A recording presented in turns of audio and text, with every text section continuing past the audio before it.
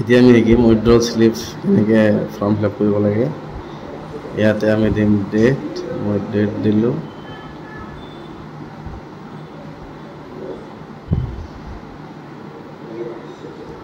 ইয়াতে ব্ৰাঞ্চৰ নাম লিখিলোঁ। ইয়াতে দিলোঁ একাউণ্ট হোল্ডাৰ নেম। ইয়াতে মই চাপোজ নামটো দিলোঁ MD ইছলাম।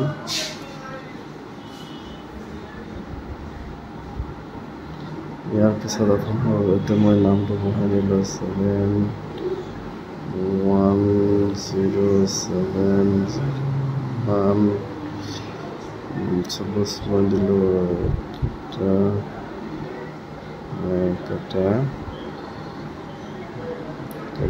90। এইটো মই কিমান টকা উঠাম সেইটো লিখিব লাগিব। চাপোজ মই উঠাম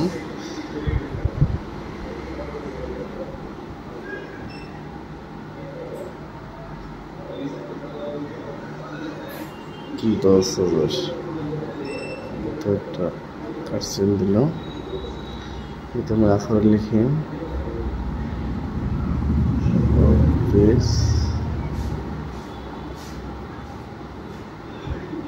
10,000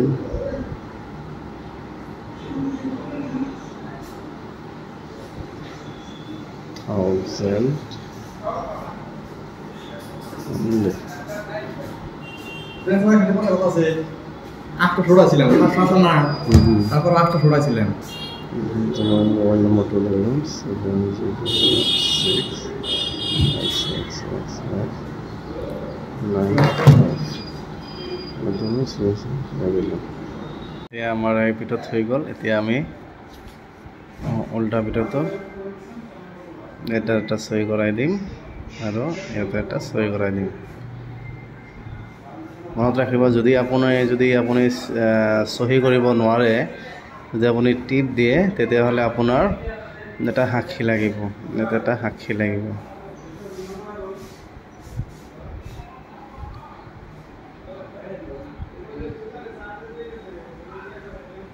চহী আৰু একাউণ্ট নম্বৰ।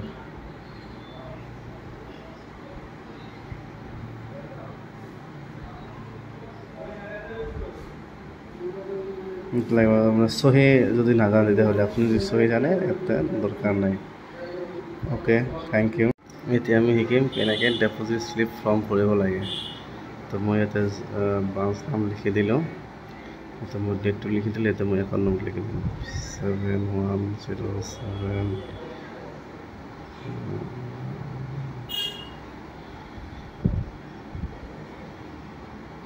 দিলোঁ। এতিয়া মই নামটো দিলোঁ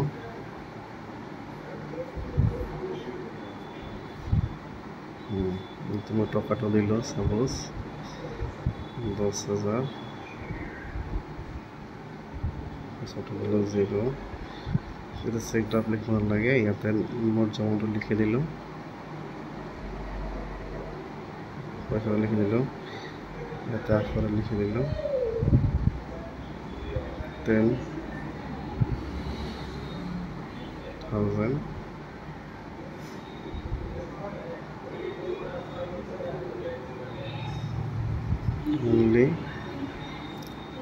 এতিয়া পইচাটো কিমান? আপোনাৰ 2,000 টকা নোট এতিয়া বন্ধ হৈ গৈছে। এতিয়া মোৰ 500 টকা নোট চাপোজ আছে 8টা। মই 8টা দিলোঁ।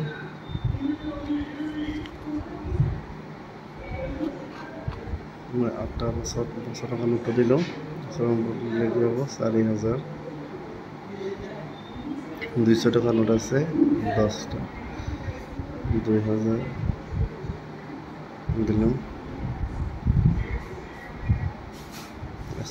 কিমান? 40টা। 4,000। এতিয়া মোৰ কি হ'ল, টোটেল পইচাটো এতিয়া মই লিখি দিওঁ কিমান হ'ল 10,000।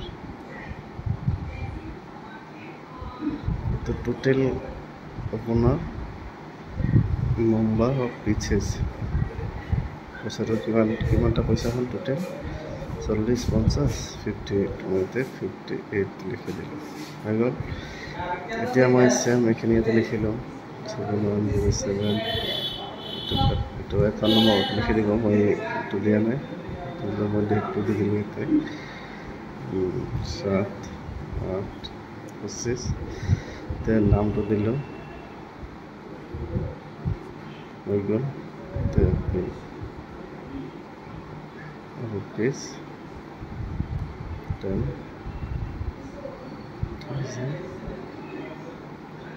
only মই দি দিলোঁ তো মই মোবাইল নম্বৰটো দি দিলোঁ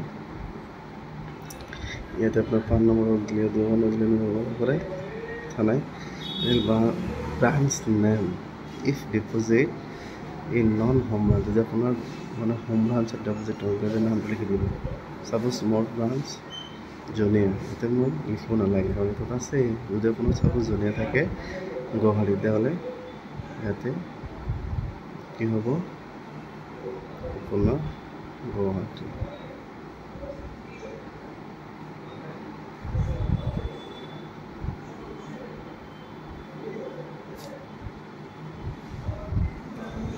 লিখি দিব লাগিব কাৰণ এইটো ব্ৰাঞ্চটো